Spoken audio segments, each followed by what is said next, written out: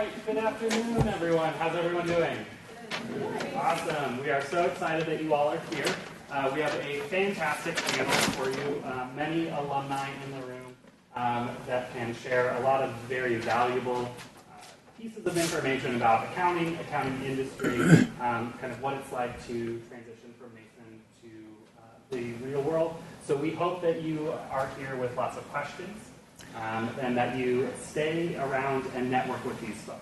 Definitely don't leave this room until you actually come up and talk to one of them. So how the layout is going to work, we are going to start our panel. It's going to last about an hour in nature, and then we'll open it up to Q&A session for you.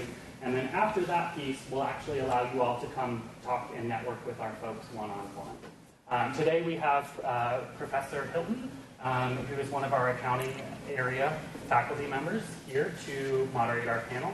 And so I will turn it over to her. Again, thank you so much for coming, and we're excited to have you. Hey, thank you. It's so good to see so many of you.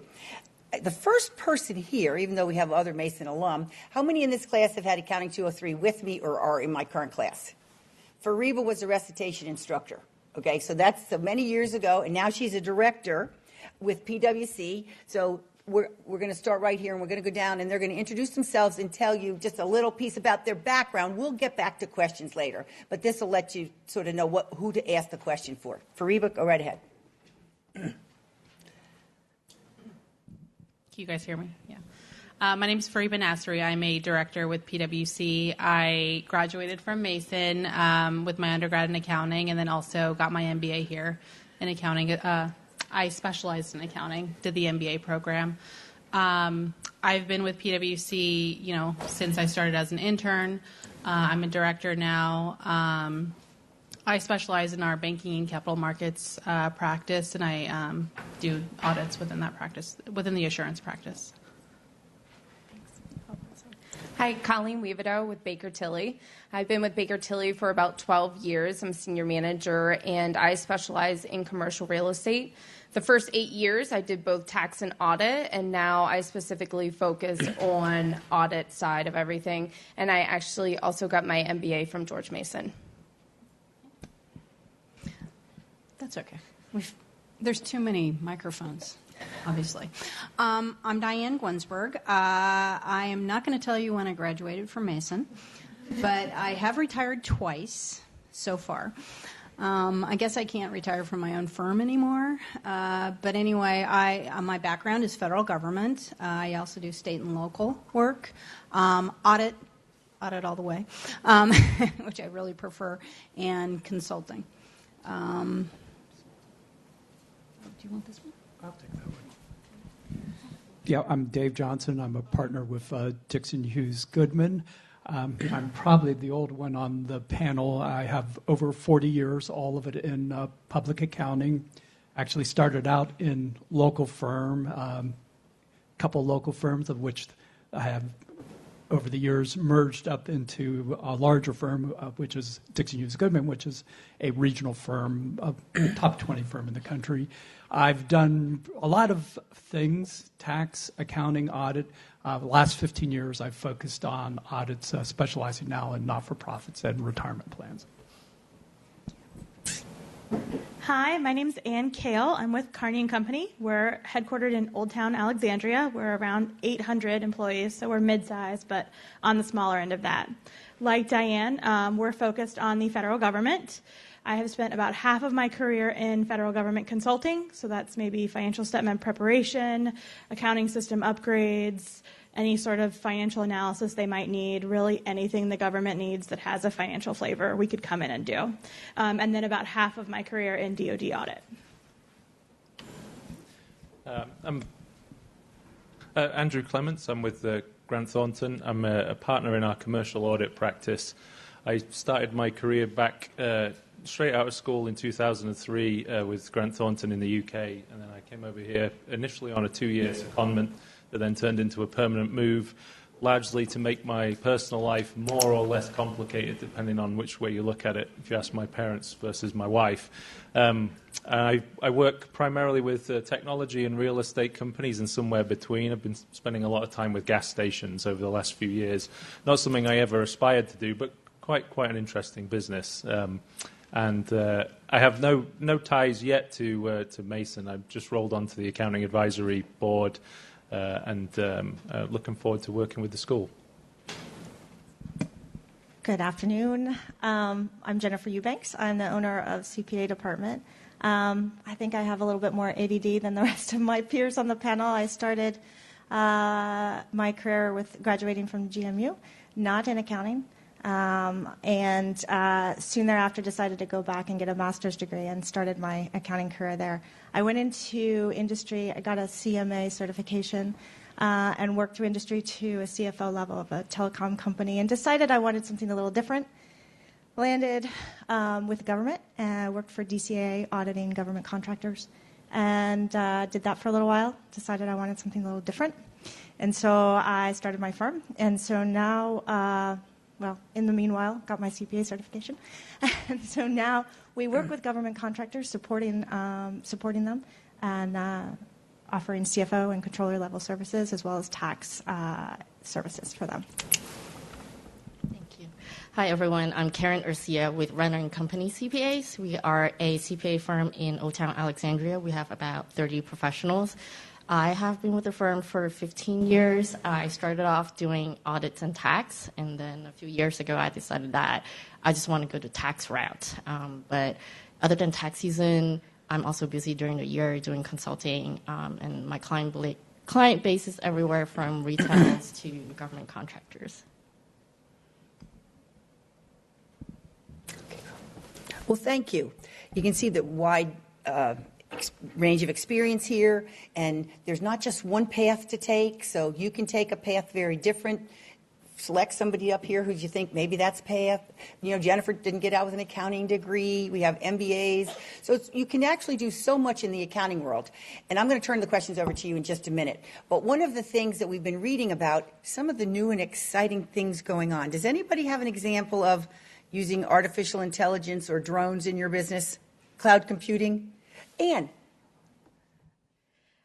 So one of the things that we do is we audit a retirement fund for the government, which means that the biggest part of our test work throughout the year is going in and recalculating people's retirement over and over and over again. And depending on if they retired in 1970, they might get a super different method of retirement than if they retired in 85, or if they were disabled when they retired, or they got special combat pay or anything like that. It's going to impact their retirement. So this year we actually designed a bot that can go in and do that testing for us.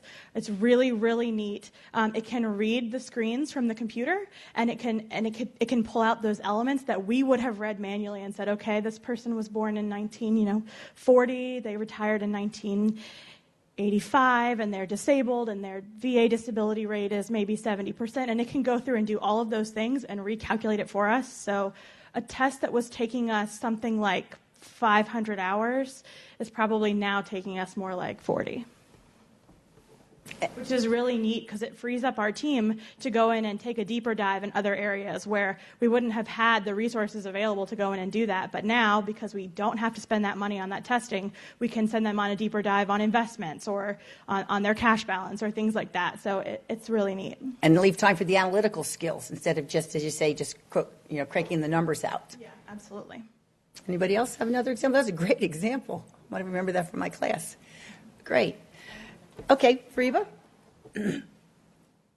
So at PwC, we've actually taken people out of our client-facing practice and put them into this new organization that we've built to focus on learning how to use bots and learning how to use different tools to automate more of our testing, and then bring that back to the audit practice as well. That's right. I heard they were that's right, because I had a student in my graduate class, and she was saying how somebody on her team had actually been pulled out to learn to become technical skill to go back then.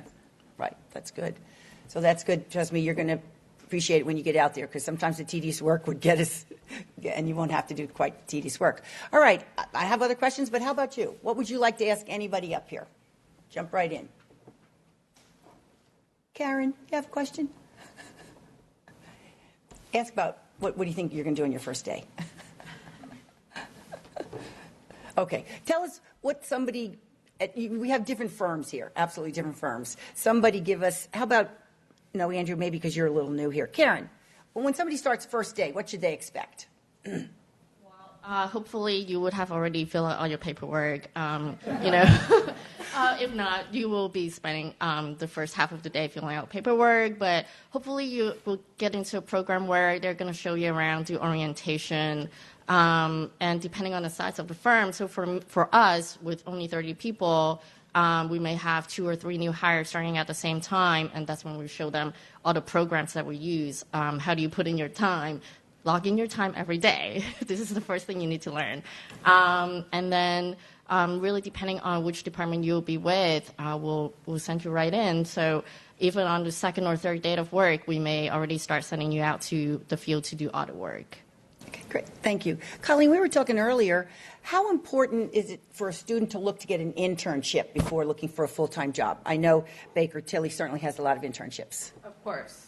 Do I have all afternoon? No, I'm kidding. So I always tell students who I meet with that the biggest thing is an internship. I think most of you are aware from communication from George Mason that get an intern, get an internship. To get that, I'd start with an externship. I always tell people it's making sure you're a fit for us, but we're a fit for you. I think all these firms have a different culture and a different background, and you want to make sure both sides make a fit. With an externship, you can do as many as you'd like. They're about a day or two. And then from there, you can choose which ones you want to do the internship with. And then from there, most of the time, I'd say 90% of our interns are offered a full-time position. So that's why I'm saying start early, start with the externship, and you by the end of your extern, you should have an intern, and then that flows into a full-time position. It also helps that you don't interview all the time either then. If I could add to that, a lot of my background was with the Government Accountability Office, GAO. And government is a little different. Definitely internships are the way to go. Many federal agencies don't offer externships because of security issues and things like that. So you just apply directly to an internship on an online basis. And so that's where it's different. But definitely, if you're interested at all in a career in federal government, internships are the way to get in. And you get that experience. You can see if you like government and or not. But you would. So, Sure. At DHG, I mean, our recruiting for campus really drives through the internship program. I mean, that is the way we like to connect with the campus. And so we have a very robust program.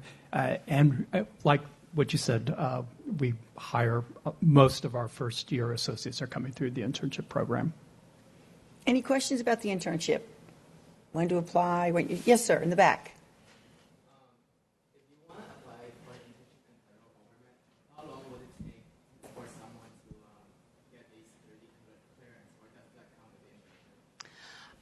That's a really good question because a lot of internships and a lot of agencies do require security clearances even for interns. Not all of them do.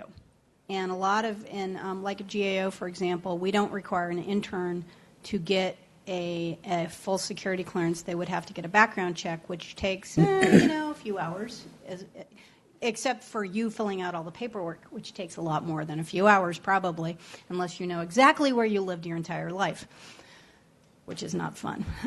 It gets worse. So if you're interested in getting a real security clearance in the government, start, trying to find all documentation of where you lived and who you know and all that kind of fun stuff. I'm not trying to scare anybody. It's just, it's helpful. My daughter, who's an attorney, had to actually put down on an application the dorm number, the dorm room number, not just the dorm. And so she had to go back and talk to a lot of her, her friends and actually when she lived in the sorority, what room she lived in the sorority. So they get really detailed. And that was, she was working, she's working with a firm. They just had a federal contract where she had to get a clearance. So it's not just you guys who work in the federal government. As a matter of fact, I would say, I know Ann and myself, you have a top secret, right? Mm-hmm. I have a top secret. It's a lot of fun. It's not so bad. Once you get it, it's not so bad. You're just updating stuff. But if you go on a vacation, especially on a cruise ship, I'm just warning you, keep the itinerary. And I speak from experience. But it's not so bad. It does take a while. You hear the stories about, like, I want an internship at the FBI. That's one of them, or maybe one of the law enforcement agencies, or even parts of DoD that are kind of sneaky. It does take a long time. But and they'll be able to tell you about how long it will take you. Would the process go faster if you knew someone that used to work for the government, or was in a contract with the federal government? I would love to say yes, but I don't think so. Because basically what happens is your security clearance, if you depending on the level, is farmed out to, in effect, usually a contractor, although they're pulling a lot of that back into the government. But I could go in all afternoon if you wanted me to, but because I've audited that. But and the cost accounting for the security clearances, that's why I know way too much. But it could take a while depending on your level. If it's a basic background check, it's quick. If it's it depends what level you get. And usually you're going to build up to that level unless you go in somewhere sneaky or, that needs a clearance. Does that help? Any other questions on that at the moment? Jennifer, a lot of my students have indicated that they would like to be entrepreneurs and own their own business. And obviously that's what you ended up doing. How did you connect your work with the Dcaa and what your own firm does right now? Clearly my experience, can you hear me? Use that, yeah. Clearly my experience with the Dcaa and auditing, I was co-located with Northrop Grumman, so I was auditing Northrop. Gave me a great training. Dcaa has super training in FAR and CAS and auditing standards. And so it gave me an understanding of that side of the table, which I bring to my clients today. So my clients are government contractors. They have to comply with those rules. They have auditors who come to see them. I step in their shoes so they don't have to work with the auditors and help them maintain their compliance, make sure that their cost accounting is correct and they're calculating their rates properly, allocating their costs. So it gave me the ability to do what I'm doing today, frankly. My career path has just built on itself and provided opportunities. And what's the biggest challenge of owning your own firm, being it? Well, one of my interns is sitting right over there, and I would say he might be one of my biggest challenges. Staffing. Clearly, staffing is one of the biggest challenges. Getting great students, great employees, conscientious folks who are committed to their career. Okay. Thank you.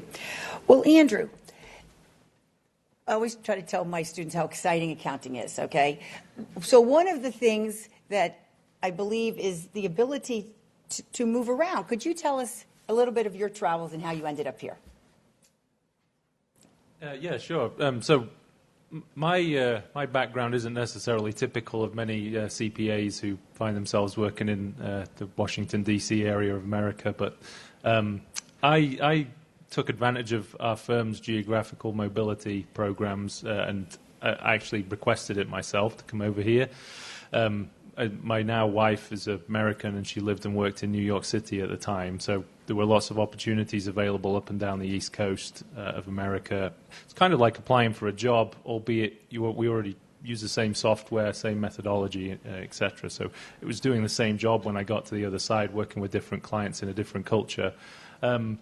So I always wanted to go on secondment and work somewhere else. I would have to admit, had it not been for my personal circumstances, I may have gone to Australia or Hong Kong, which are popular places to go from the UK, share the same qualifications, etc. But we see people all the time. Actually, it's something that we have to really encourage people to do because not enough people take advantage of certain firms, my firm included, will pay for you to go and live and work overseas for 2 months, 2 years, somewhere between.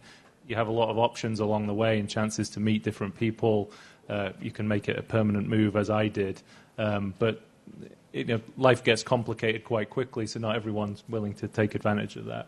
Okay, great. Fariba, do you know any of PwC people have moved out of the United States, worked otherwise, or the plans that they have? Oh, Yeah, tons. We do offer that more to, starting at the senior associate level. But yeah, you could essentially move anywhere in the world. You just need to voice it. Yeah. As long as you're a good worker, they're happy to move you. Yeah, I mean, those opportunities are definitely, given to the, you need to have a good rating and be a hard worker. We definitely don't want to send anyone overseas that's not going to represent the U.S. firm well. Great. Thank you. Colleen, what's like the most exciting audit you've been on? Well, there have been stories that I've heard, but I just do commercial real estate. So I see a building and I go, it exists. And I move on with my audit. But I have heard many stories for audit, you inventory count. I've heard people who counted pigs. I've heard people who count brick. Seems very tedious to me. But for me, my best experience, I just love the people I work for. That is, for me, audit-wise, it's a relationship you build with your client. That's what I find more exciting than my true audit. Ann, anything? Well, it's not my audits, but Kearney has a federal government audit that sends them all over the world. So they're traveling to different government sites, places like Madrid or Tokyo, really really exciting places. They lured me in with that story and then sent me to Cleveland. So you might not always get somewhere glamorous. Right. It's nice. Yeah, Cleveland.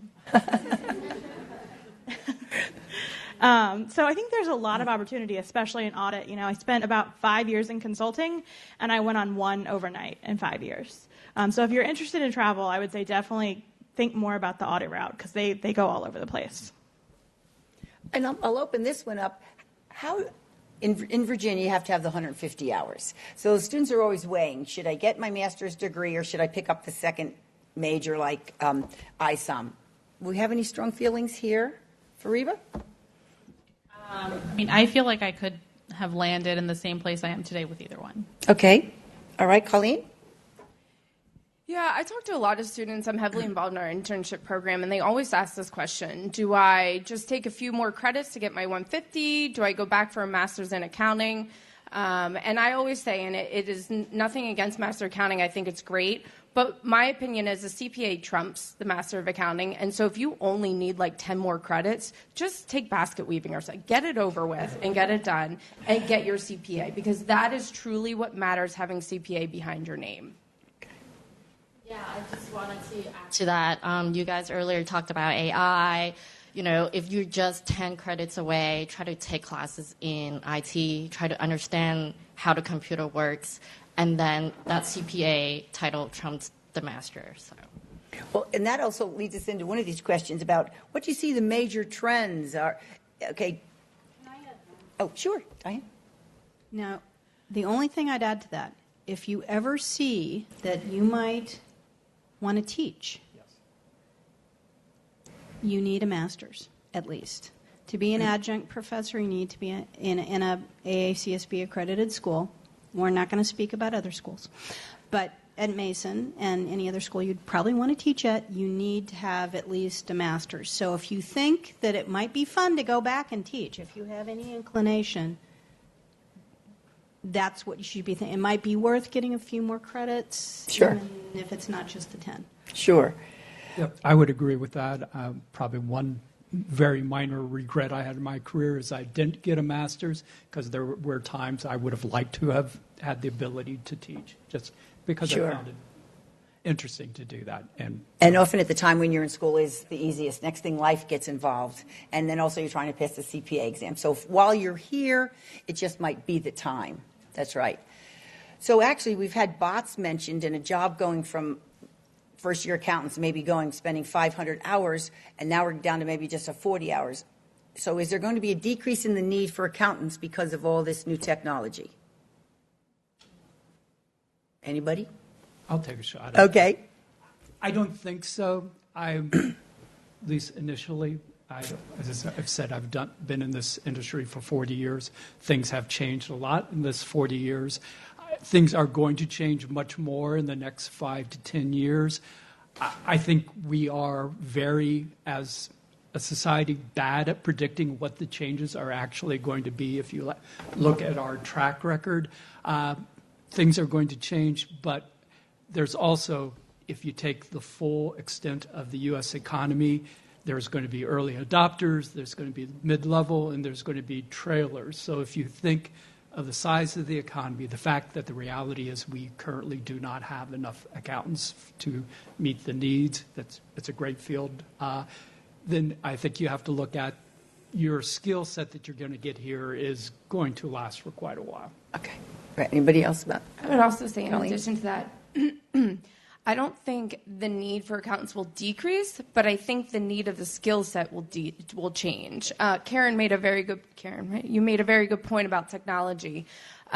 Most of the staff right now are manually doing things like we talked about. However, with bots, we have a bot in creation. We have a few right now. Their skill level is going to change to being running this bot rather than reading a lease alone. So I think your skill set is going to change, not necessarily a decrease in the accountants we'll hire.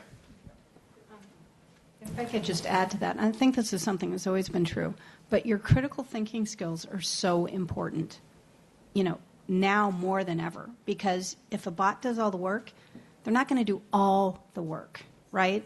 Because all they're going to spit out is numbers. First time that we actually started using the precursors of a bot, if you will, which was, data mining, what we call data mining, we'd get stuff coming out of there. The important thing about that stuff is you have to look at it and see patterns and see what the outliers are and things. And with bots, you can do a little more of that, but that'll never go away. So your ability to think proactively, to try to figure out, just what you think it should be versus what it is in that comparison is very important. The other thing is, we've talked about consulting. A lot of us, we're not just bean counters. I mean, I'm an auditor. I avoid bean counting at all costs. But we consult, because once you develop an expertise in either contract management, and a lot of us do if we're in the federal government, things like that, we need to be able to think outside the box. We need to be able to advise people. We need to be able to think. See my theme? Thinking is really important. And in addition to thinking is writing. If there's not a bot that can write for you, and unfortunately, that's what we do, no matter what. I went into accounting so I didn't have to write. Over the years, I've become a really kick-ass writer because I couldn't avoid it. But, unfortunately, I hate to burst your bubble, but accounting is not for people who really don't like to write. Or speak public. And do presentations, right? I'm so glad you brought that up. That was actually going to be my next question. Anything else on the communication skills? Okay.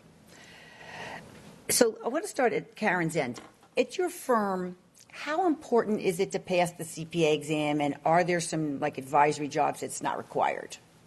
No, it's important to get your CPA, especially when you want that upward mobility. You want to be at some point you get to the partner level, and that CPA, it's important for you to get there. If you don't get your CPA, that's where we say, okay, you're going to be a career technician. You can only go so far. So yes, it is important to get your CPA. Jennifer? We have a role for a wide variety of different skill sets.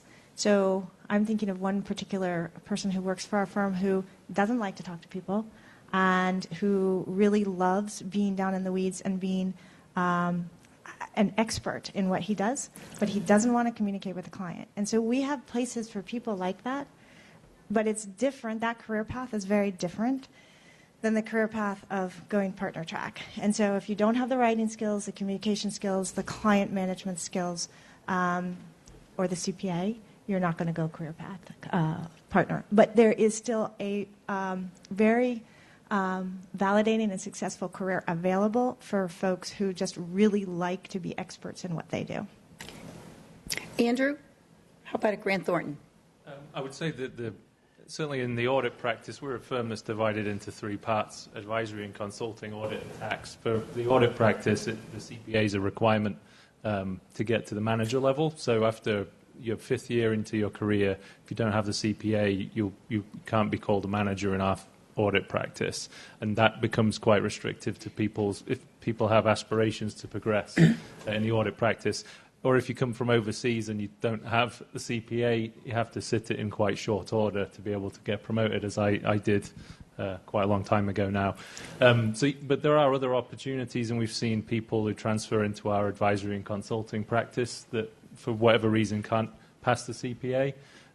We encourage you to do it as soon as you can in your career with GT. There's a bonus for passing it within the first 2 years of joining us. Those who leave it later, it then becomes a struggle, and evenings and weekends studying is painful enough when it's more painful when you have a full-time job as well. Absolutely, absolutely. And what about CISA or any other certifications at Kearney?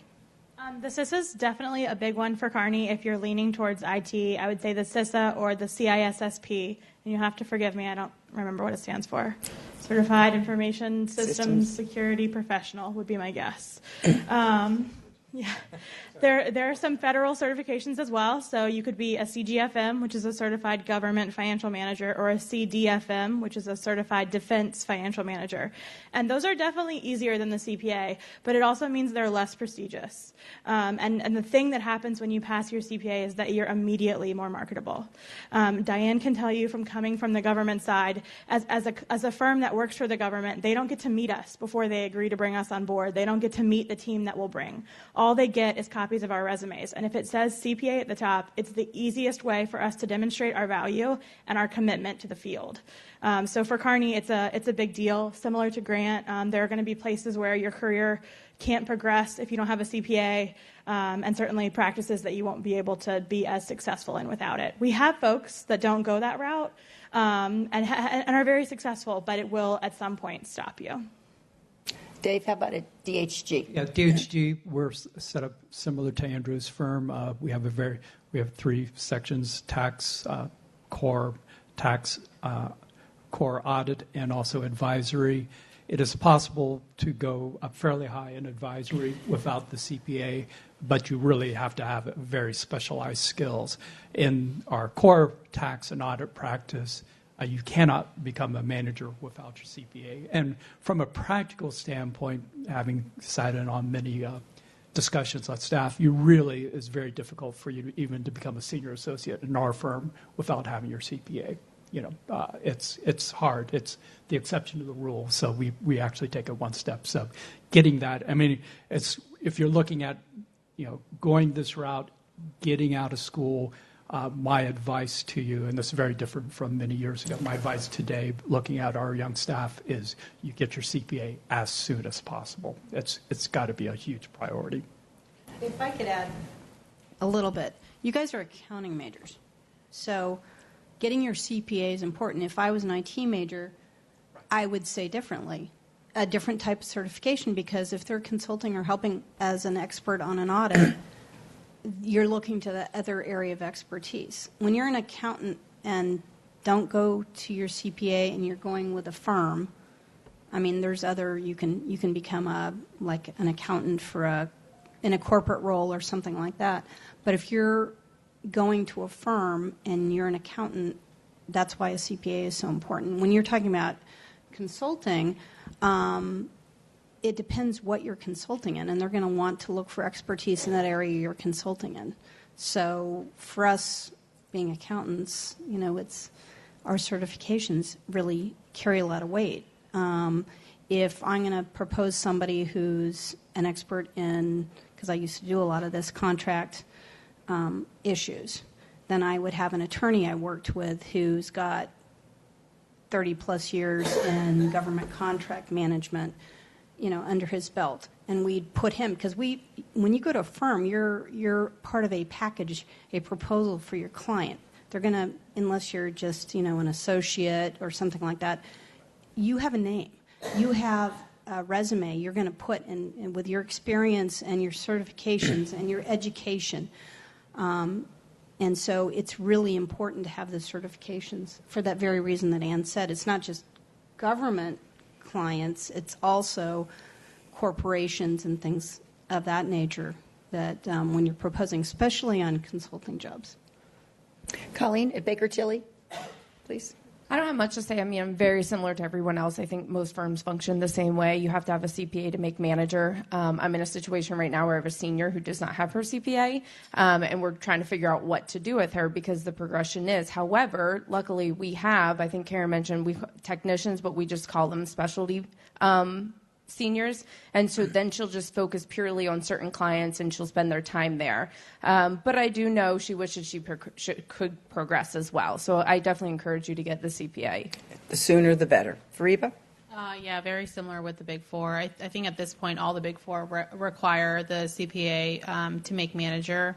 PwC up until this past year actually required it to make senior associate, but we've lifted that requirement. Did you? Oh, that's good to hear. Yeah, Okay. It's more competitive, I think, with Sure. the other three firms. And so just do it. It's so valuable, and you're already sort of in study mode right now, and I highly recommend as soon as you can sit for it to sit for it and just get it out of the way. It's such a big weight lifted off your shoulders.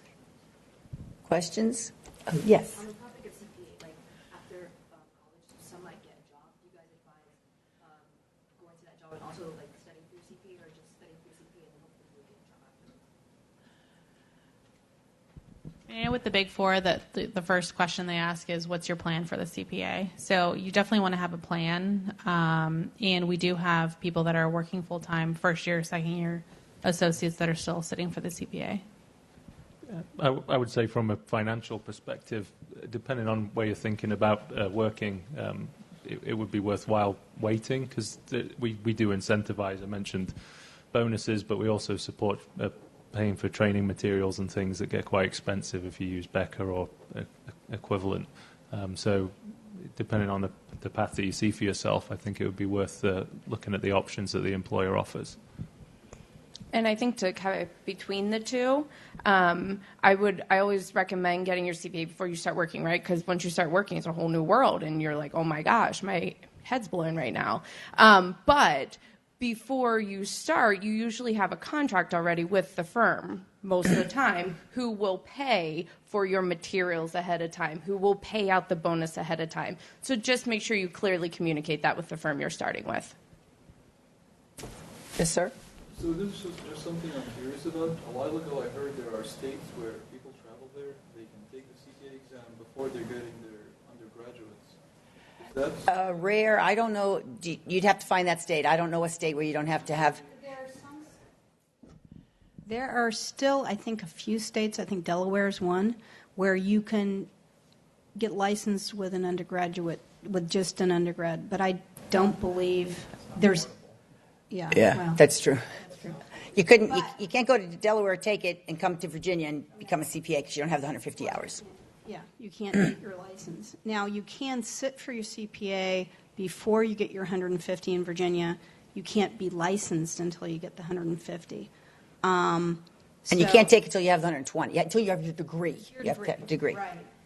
The other part of that, though, the more school you have, the CPA is not it's a test that is, a lot of it's based on what you learn in school if you take the right accounting classes. If you're in a track that's teaching you all the skills that a CPA would to pass the exam, which the Mason curriculum is definitely one of those, you're prepared. As a matter of fact, I would take it as close to graduation as possible because you will forget that stuff. You'll get on a job and then you'll be like, oh, I totally forgot about how to amortize,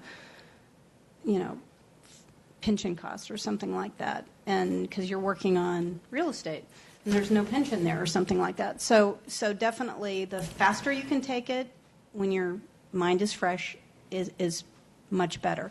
And in terms of your financial situation, we've talked about that and, how much money you need to pay for the exam because it's expensive. Taking a review course, which, by the way, I would recommend taking a review course. Even if you have really good grades from college and everything, a review course takes everything you've learned and pounds it back into your brain. And you need that because it's not an easy test. I don't know if you've heard that before.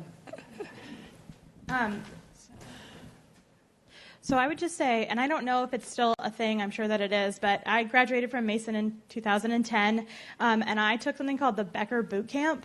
I think it's 8 weeks, it might be 6, but it's full-time. It's 6 or 7 hours a day. When I was in school, they did it here in Enterprise Hall. And you knock it out, and you can take all of your review classes right away and then start working and testing. And it was really a huge relief to just take my review course right away, rip the Band-Aid, and start taking exams. It doesn't get easier, it just gets a lot harder over time. So I totally agree that the faster you can do it, the better. Any other questions? Questions about the exam? All right, then maybe I'm going to start with one last question about what do you find most rewarding about your work besides the money? And we'll start down here for Reba and go on down. I mean, the money's good too. The people I work with, our firm, I think with all of us, our firm doesn't have inventory. We don't have, what we're selling is our services, our people, and just the caliber of the individuals that I work with every day. It's unbelievable. I learn something new every single day. Good. Okay, Colleen? I'd have to say something very similar. We work a lot, obviously. All of you have heard about busy season, I'm assuming, which we have not talked about. However, you work a lot during busy season. And so I enjoy the people I work with who get me through that day. When you're working so much, you want to enjoy who you're working with and the challenges that come with it. I'm a strictly deadline-driven person, semi-anal in life. And when I meet a deadline, I just feel so good about it. And it's like a sense of accomplishment between the people and us celebrating meeting our deadlines. That's what I get a thrill out of. Thank you. I'll bring in another angle. Besides the people, you should feel good about what you're doing. And I think a lot of us are auditors or consultants or what have you, as opposed to straight, you're doing something that helps people. Particularly when I was in the federal government, we were making recommendations for improvements constantly, and I'm sure Ann still, they're in need of improvement, and I think corporations are too. I mean, I did private sector work too, and I did work where I was advising corporations on Dcaa rules and how to, best meet them and how to do your work well. And I did a lot of internal control reviews too, which is a really big area though for accountants, is being able to advise an entity, let's call them an entity, on how to improve their operations, make their operations more timely, safe, controlled, that's what controls do. It makes a function work like management wants it to work, pretty much. That's maybe really dumbed down, but not that you're dumb. I'm not saying that, but, that's the 5-second definition of internal control. But when you make those recommendations, when you advise, even at the management letter after an audit, where you tell them, hey, we noticed these things that we think could merit some attention, you feel good, like you've made a difference. And that's a really important thing to me. Dave?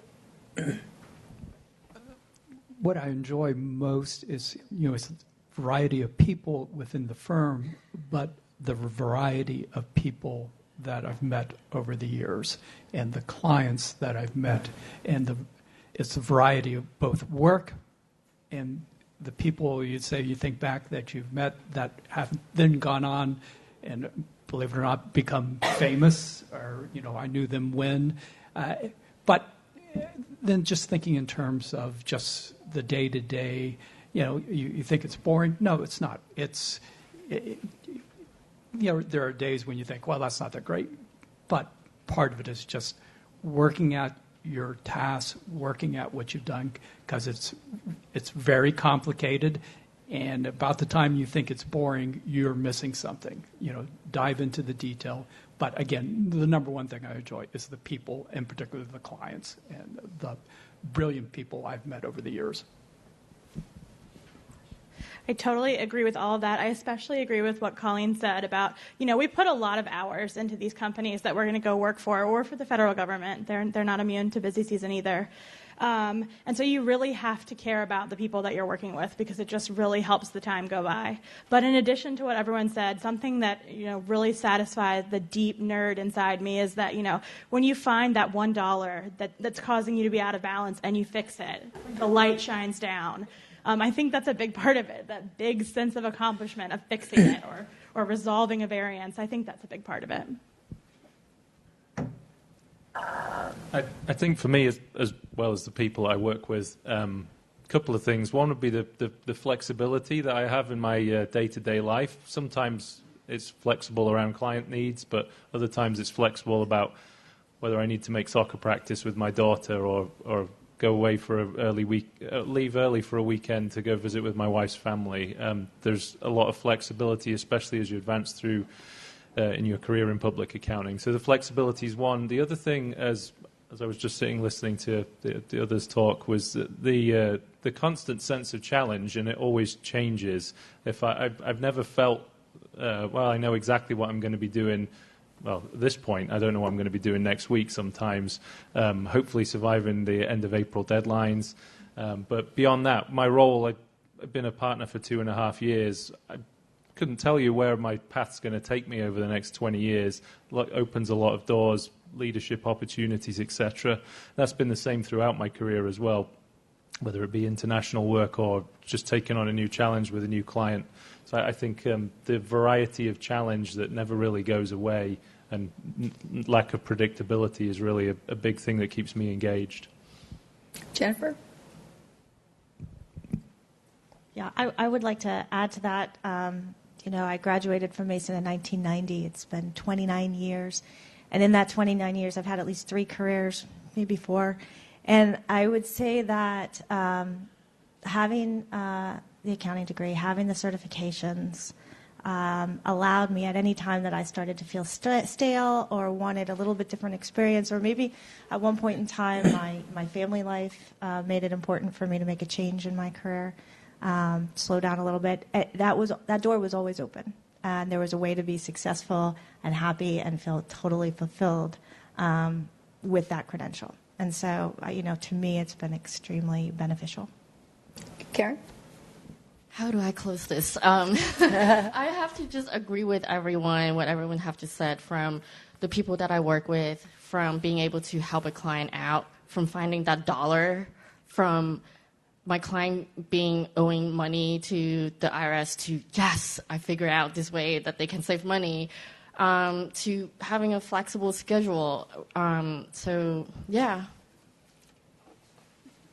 Sounds like a great career. More questions? Come on. Something has to be like, yes, in the back. Hi, my name is Vanessa, and this is a general question. Would you say that your job would have a lot of variety in a sense in different stages of your career, from starting out to where you are now?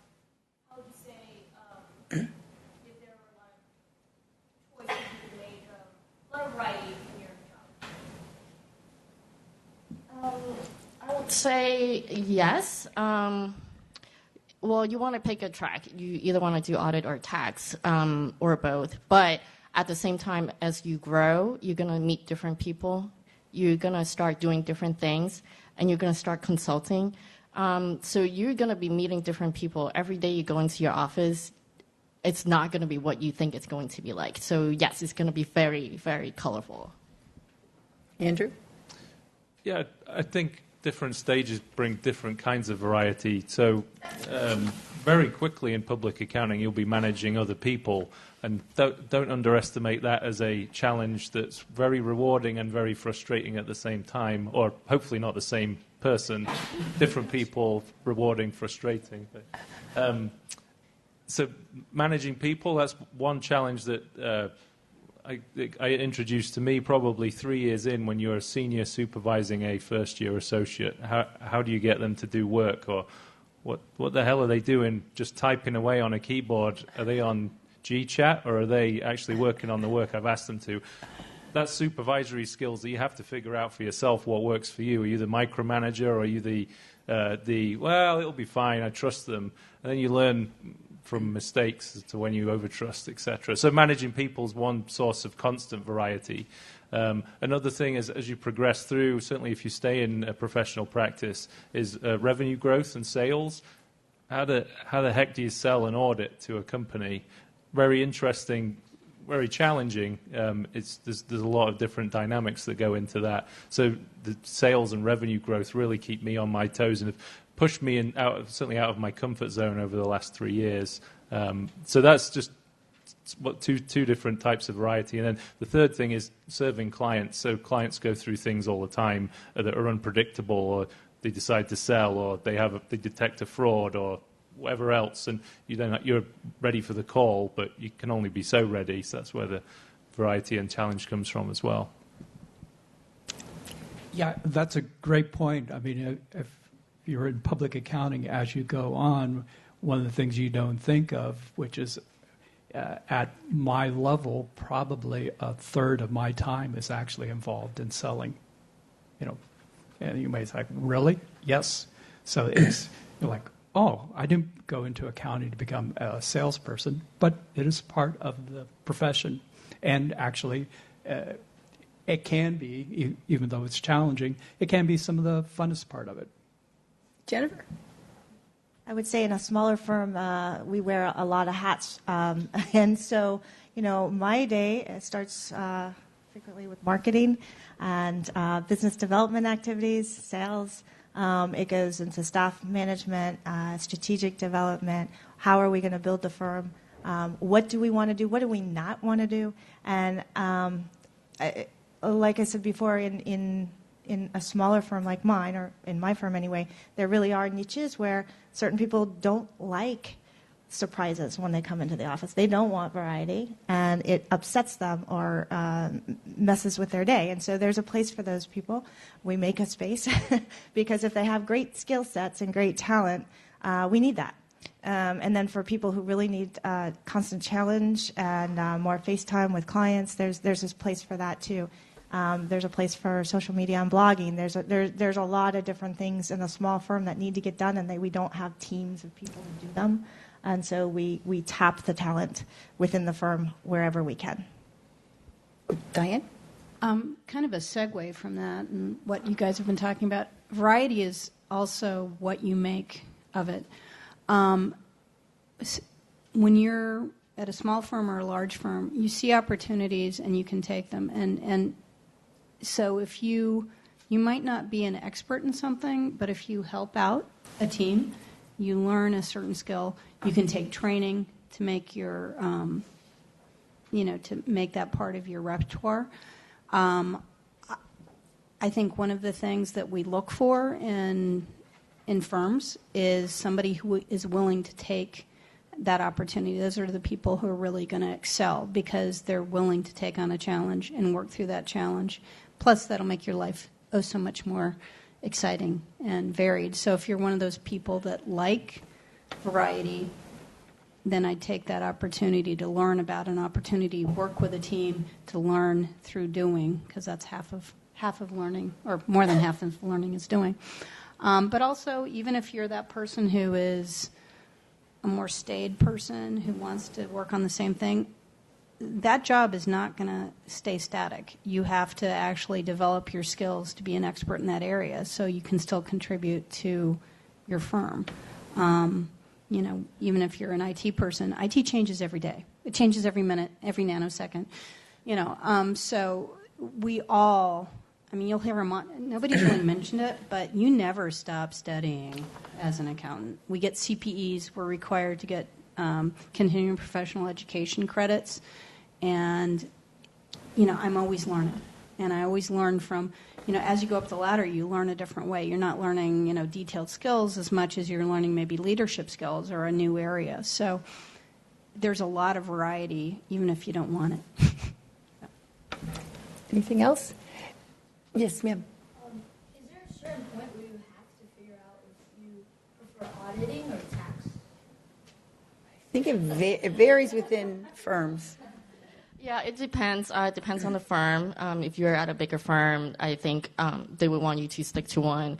Where as a smaller firm, we want you to have the opportunity to see both sides, but for your career path, we don't want you to be just a generalist. We want you to be an expertise in one. So after year 2 or 3, you probably want to decide on one way or the other.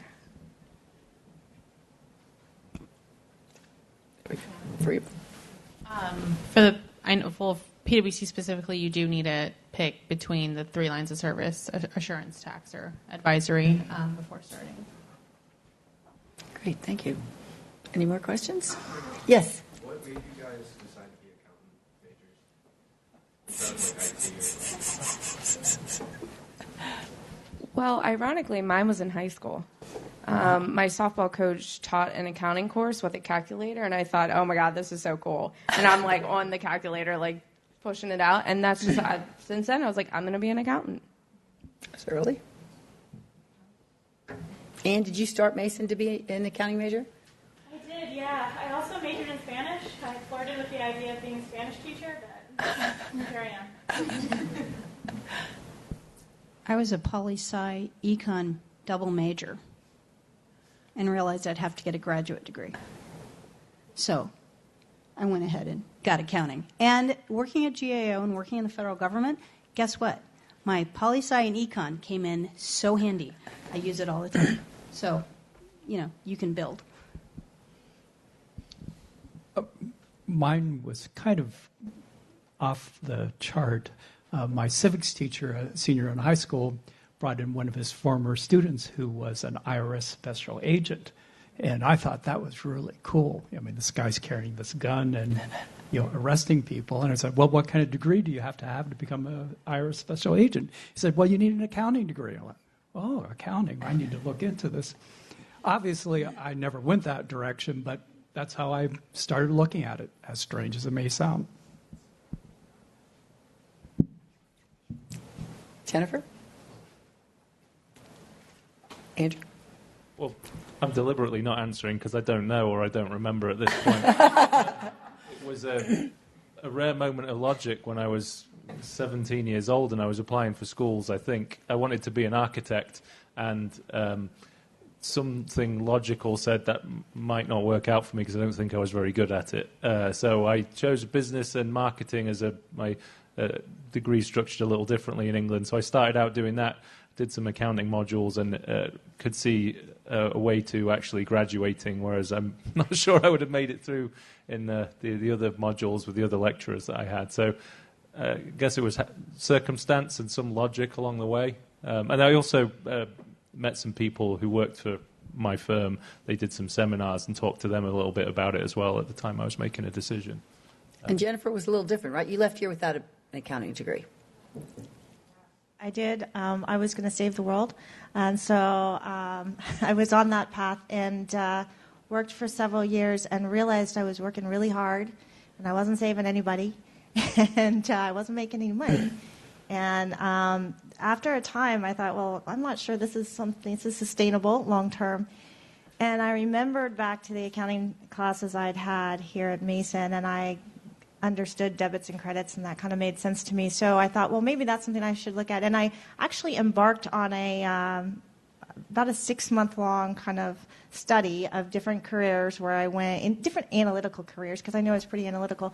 I looked at engineering, architecture, several different things to try and decide where did I want to land. So by this time, I was in my mid-20s, right, and decided accounting had a really bright future. I understood it. It felt good. And it's been fantastic.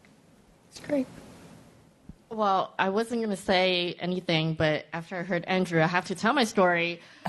So in high school, they made you take one of those career tests, what kind of major you want to take, and my test results came back to be architect or accounting.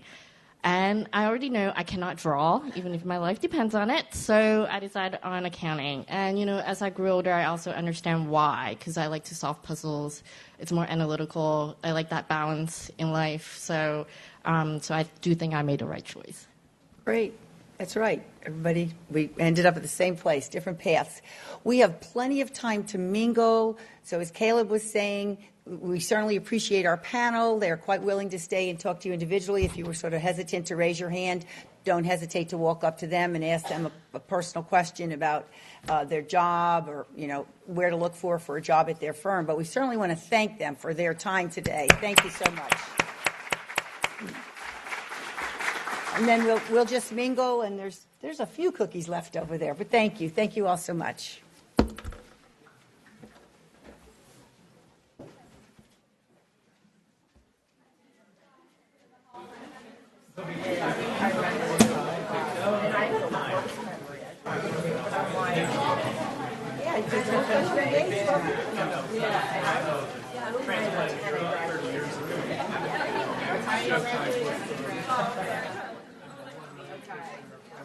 Nice work, guys. I can't believe I'm seeing you. Like, how are you been? Oh, doing great. Yeah, we graduated together. Yeah, it was undergrad. Yeah, undergrad, and then it was Beers and Cutler then, and then they turned into Baker Tilly, and so I've been there ever since I started. Yeah, started doing auditing. I'm usually on it, but Colleen's on it this time. So, but it's been fun. Go ahead. But anyway, we need to connect. I mean, give me your card and family, kids. Wonderful. I had my son in senior year of school. Yeah, so I've got 3 now. They're doing great. 12, 10, and 7. So. Yeah, but definitely connect. So you're in Tyson's then? Is that where you're at? Okay, fantastic. Yeah, we're right nearby. All right. It was great. We're always doing well. I think I want to say the fall season was excellent. I think we had the right fit where we were pretty early on the OCIs and had a lot of students. It is very competitive, so it's like you really do need to cast a wide net and get a lot of folks. But a benefit that we have is we tend to have a longer period where we're close by, so it isn't like the whirlwind where you come in and you meet with a bunch of students and you see who you get. But it really is like you come in, you meet a bunch of people, but then actually a lot more folks kind of trickle out throughout the semester. So we've been pretty strong on the recruiting side. I think students get better and better. It's like one of those things, right? Man, I don't know if I could get hired. But it's been good. A couple of new Mason folks. Jackie Jackie's doing great. A couple of the folks, Colin.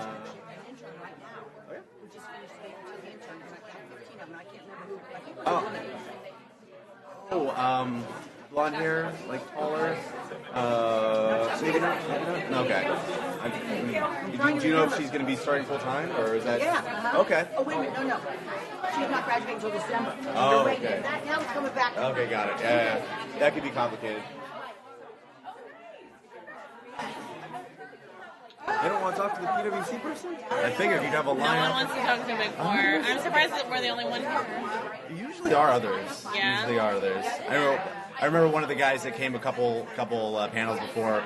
I think he was on the Audit of the Future team, and I'm sure that's what you're referring to as sort of the internal department. Yeah, they probably changed their titles. I don't know what they call it, but it was more like how to audit. Digital guy. Yeah, like how to audit in the future, that kind of stuff. So yeah, I mean, they've invested a lot in I think everybody's using bots in certain things. Like we have a few. Like if you're not using it, now you're okay, right? Yeah, exactly. Yeah, I actually so I audit like my practice is law firms.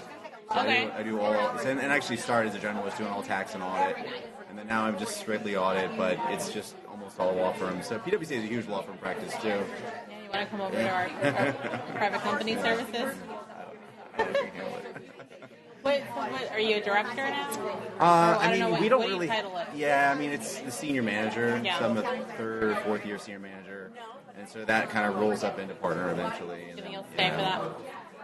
Yeah, maybe. Yeah, it's a pretty good gig. Yeah, I think so. I mean, I got so as director, is that before partner, or is that sort of a technical track, or how does that work? Yeah, so they've like this year they've aligned like different parts of the firm had different levels, so they've done away with that. Now there's like 5: there's associate, senior associate, manager, senior manager, director. Oh, got it. So that's just part of the track. Yeah. Okay. It is now. It used to be more like, oh, okay, well, someone's not really gonna go. Yeah, it's like usually you split off. Like as a No, technical but now it's like the 5 and okay. Yeah, so like even That's with good. insurance, I think that I feel like that's probably not a bad idea because it's somewhere to put you. It kind of puts you there where you're like, it helps. I don't know. It helps like kind of get you in the place where you're gonna get promoted. So you're in that track. So it's like you need to be. I feel like I feel like it's a better way to distinguish like how long someone's like that senior manager role can be like first year senior manager to 6th year. Like no, you can do it forever. It's such a big range, right? And like some people just like they're like I don't know when I mean like people mention partner and I'm like no one's come to me and say hey by the way like 2 years from now just like we'll see. Yeah. So I figure you just got to get a lot of clients. Go ahead. And Hi. How are you? I'm pretty good.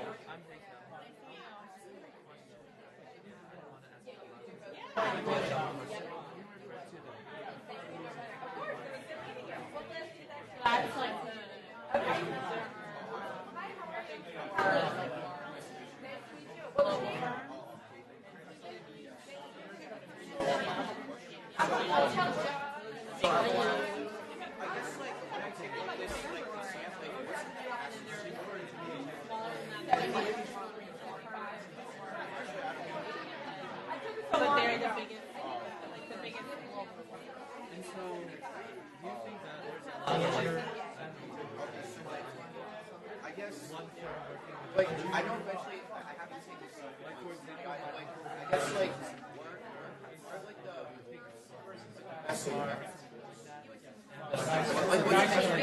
I mean what's the best No, it's all independent. Yeah, so we would have the larger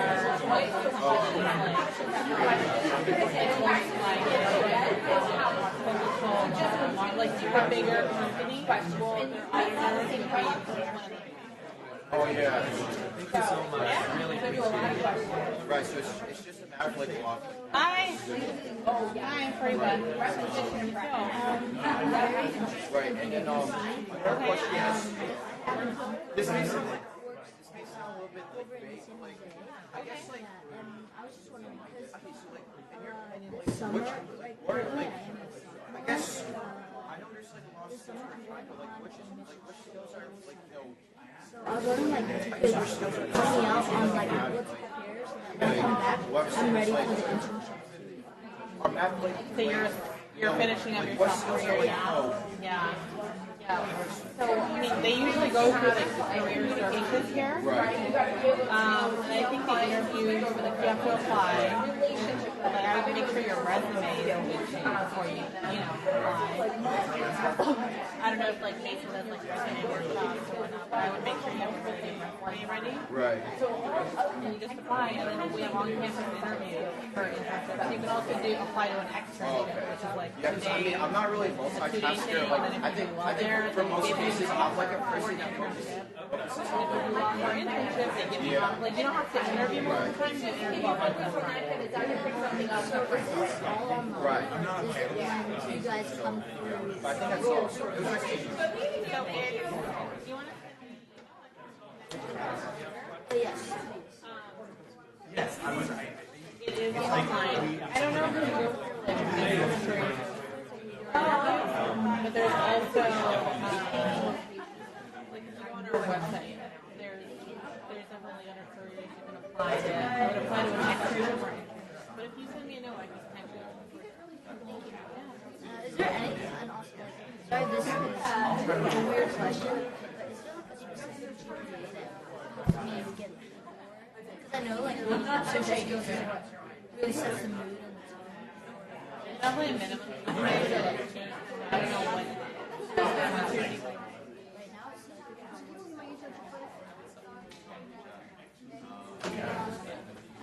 I don't know what the exact requirement is.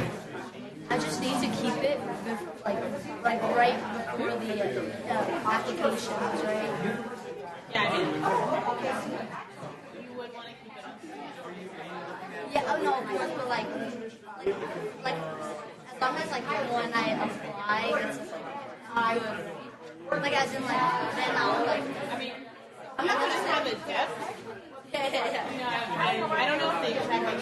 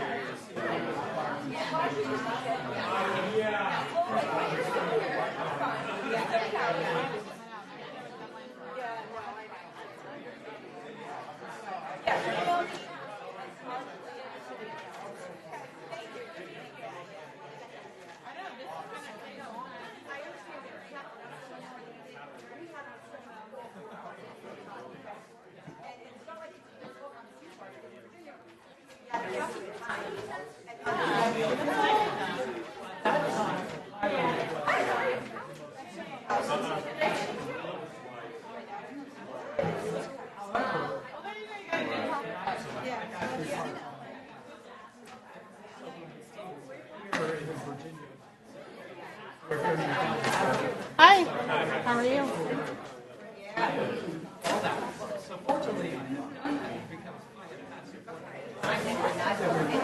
That's why every year I went, it was good that I had Virginia. I had to 2 years working for CPA university, you know? So I had to that's why I went from Florida. But you're right. If you was looking at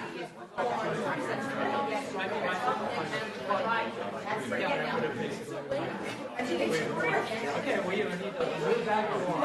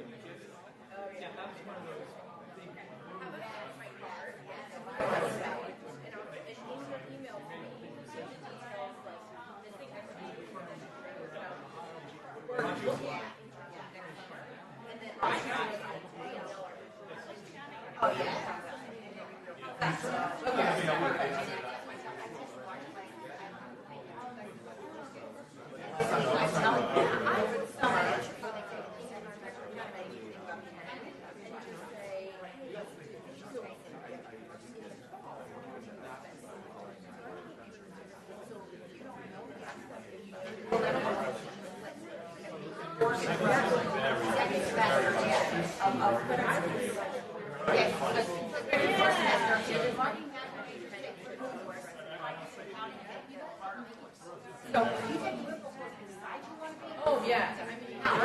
And you're behind us in that. So it's my whole life.